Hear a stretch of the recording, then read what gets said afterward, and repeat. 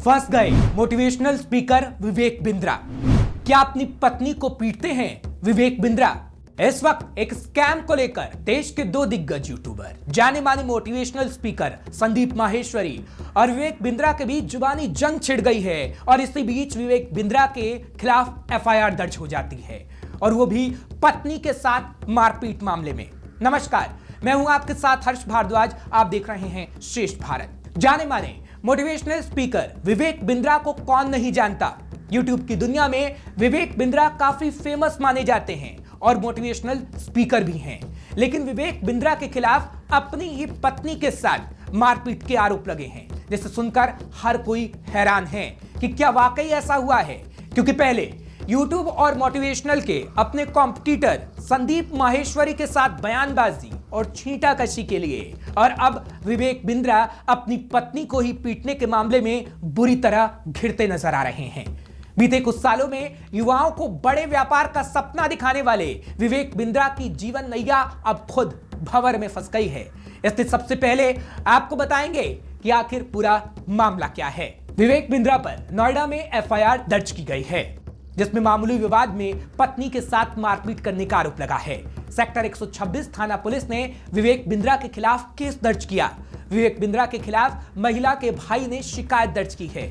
Motivational speaker Vivek Bindra ने अपनी पत्नी के साथ इस कदर मारपीट की कि उनकी पत्नी का कान का पर्दा तक फट गया। पुलिस सभी पहलुओं को ध्यान में रखते हुए मामले की जांच कर रही है। दरअसल पुलिस के मुताबिक विवेक बिंद्रा का अपनी पत्नी के साथ झगड़ा करते हुए एक वीडियो सामने आया।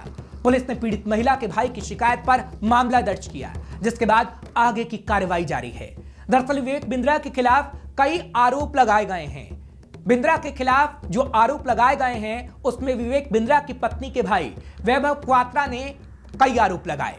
वैभव क्वात्रा ने आरोप लगाया कि उनकी बहन की शादी 6 दिसंबर 2023 को हुई। 7 दिसंबर की सुबह मेरे जीजा विवेक बिंद्रा अपनी मां प्रभा जी से बहस कर रहे थे। इस बात को लेकर मेरी बहन यानिका ने बीच में बचाव किया, तो मेरे जीजा ने मेरी बहन के साथ कमरा बंद कर न केवल गाली गलौज की, बल्कि उसके साथ अमानवीय तरीके से मारपीट की।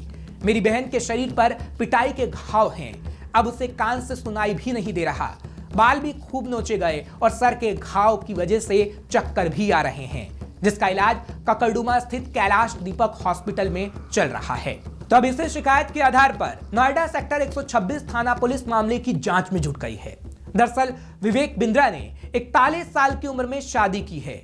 शादी के 1 महीने बाद ही मोटिवेशनल स्पीकर बिजनेस कोच पर पत्नी के साथ मारपीट का आरोप लगा।